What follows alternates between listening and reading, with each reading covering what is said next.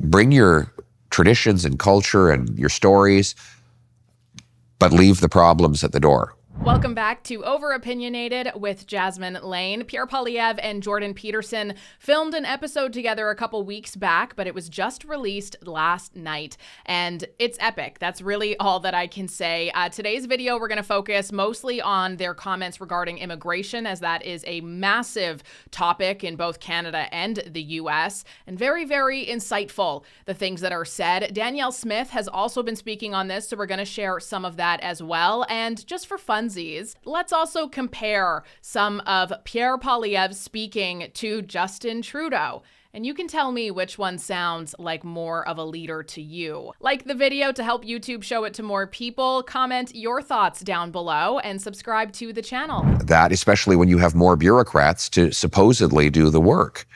And arguably, they're delivering worse results than ever before. I mean, our border is more porous.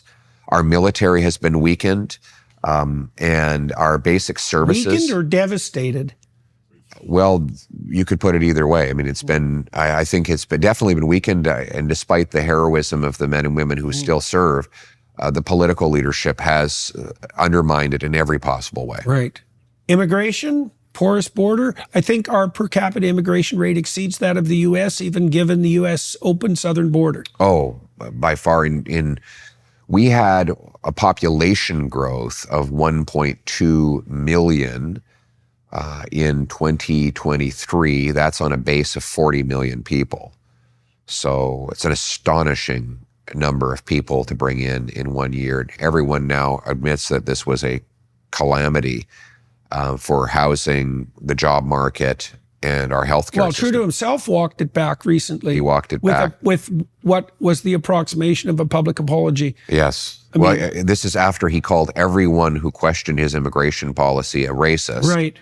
And then he adopted the policies that he was calling racist only a year and a half earlier.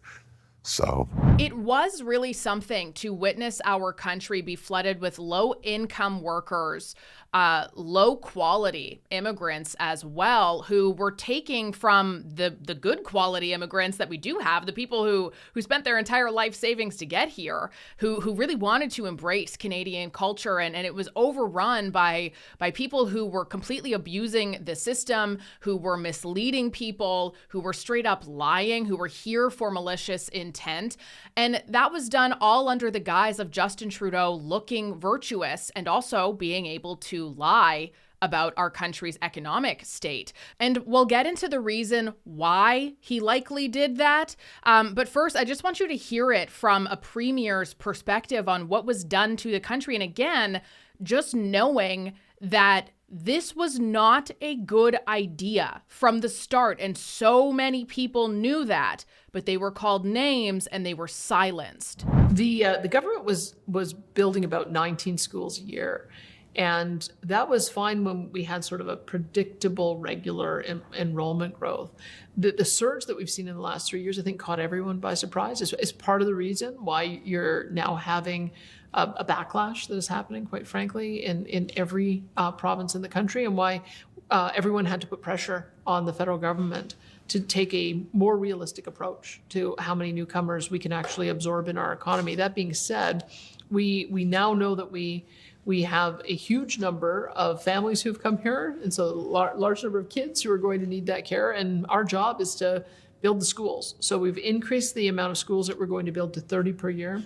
We think we need 200,000 new school spaces by 2030. That alone is just such a shocking number, to go from 19 a year to 30 a year, and that you need hundreds of thousands of new schools, because that's how many people there are. And it's people as well who oftentimes have very big families compared to us Canadians who get free prescription birth control because they don't want us to have kids, I guess. Growth. We want to make sure that we're not building too much too fast, because the private sector is also booming. They've got a lot of homes to build. That's right. And if you try to pile too much construction in all at once, it can just cause inflation as well. So we do believe that we've got the right balance. We're going to have to keep on monitoring and recalibrating that.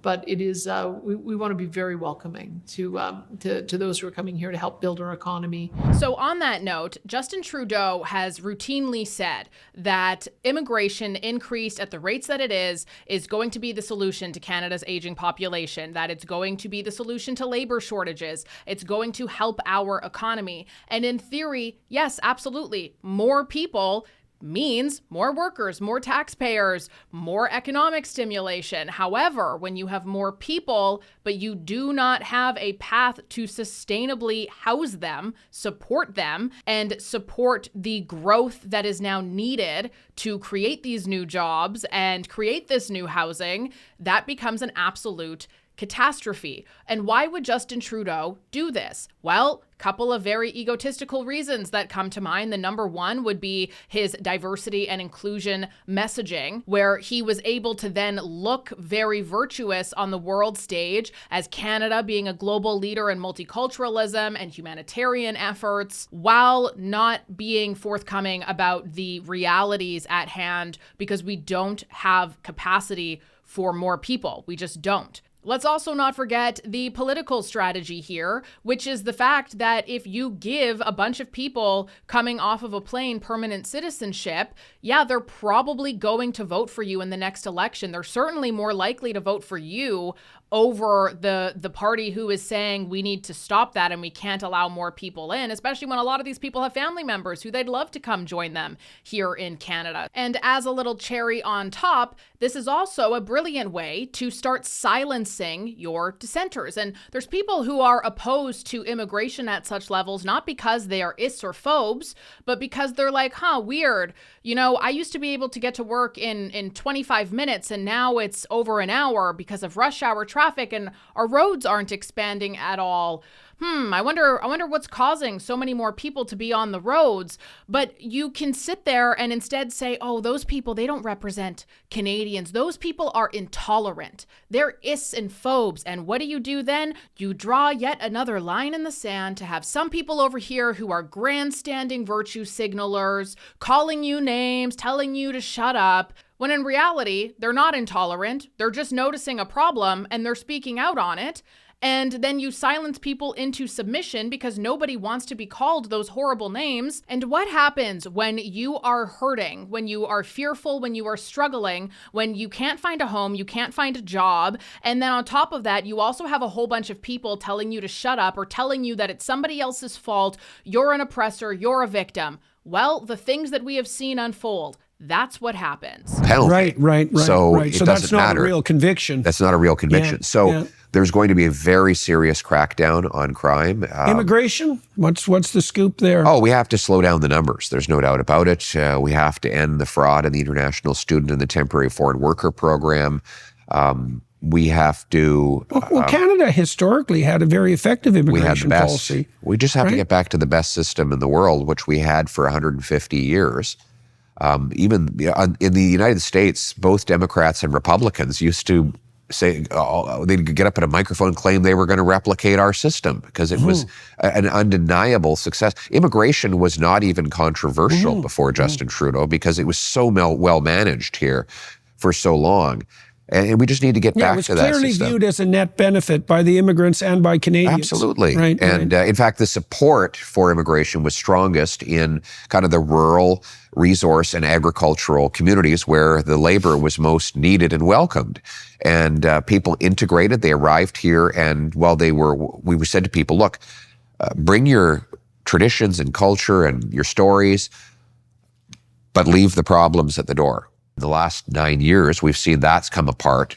The foreign conflicts are now spilling onto our streets. I want to put an end to that. I want to say, look, we're not interested in the world's ethno-cultural conflicts. We welcome people. Shadow side of multiculturalism. We welcome the people who come from places that have been afflicted by war, as long as they leave the war behind. And frankly, most people come here to get away from those things. So by getting back to a common sense of values and identity and reminding people that when they get here, they are Canadian first, Canada first, leave the hyphens. We don't need to be a hyphenated society. We need to be... So we can abandon the post-nationalist state rhetoric and presume that Canada does have a Western identity founded on the a priori principles of Western democracies, and that right. is a uniting ethos for the people that come here. And that we owe a debt of gratitude to the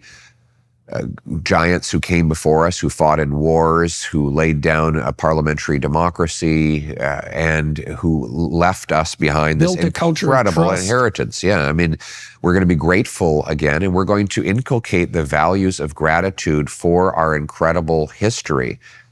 Build up the country, celebrate what we have in common rather than obsessing about what divides us, focusing on the shared values that make us all Canadian.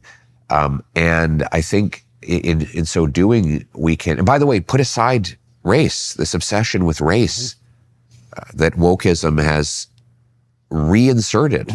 Well, invented even. Invented in many ways. When I moved to Toronto, it was as race blind as any country, as any city could be. Right. Right. And that's flipped. And it's flipped because of that obsessive concern with race. Right. That was something we 100% did not need in Canada. No. Right. We basically, what would you say, imported and invented racism in Canada. Right. As a consequence of policy. Wokeism seeks to divide people into these different groups and subgroups, and we see the results in a 250% increase in hate crimes. But we're going to get back to the basic principle that people are judged based on their individual character and humanity rather than by their group identity. And that is actually, ironically, the most unifying thing we can do to bring our country back together. And as Lincoln put it, to bind up the nation's wounds. Now, for funsies, let's just compare that from Pierre Poilievre to who our current prime minister is. I think there's a number of folks in different countries, and I won't point out any particular one, where folks are going to be wondering about the choice they may be made in elections. Let's not be that kind of country in Canada. Let's be deliberate about the choices we make. If we want to stop fighting climate change, if we want to re-legalize assault-style weapons, if we want to put back into question women's rights, if we want to scrap $10 a day childcare across the country and stop delivering free dental care to vulnerable seniors, then in a democracy, that's a choice people can make. Get rid of the CBC, too. That's a choice people can make. But let's take on the responsibility as electors, as thoughtful agents of change in our communities, to be smart about, no matter how much we want change, let's not fall into an easy trap of voting for change for the worse.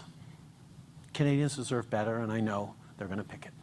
I'll leave you with this segment of Pierre Poilievre's interview with Jordan Peterson, and you can decide for yourself who's telling the truth here and who the real leader of the two is. The good news, though, is that people do now have some hope. They think that things can be turned around, and they have clearly and correctly diagnosed the problem, which is entirely political. There is no physical, geographic reason why Canada should struggle to supply people with great opportunities of home ownership and family formation. In fact, we should be the richest country in the world.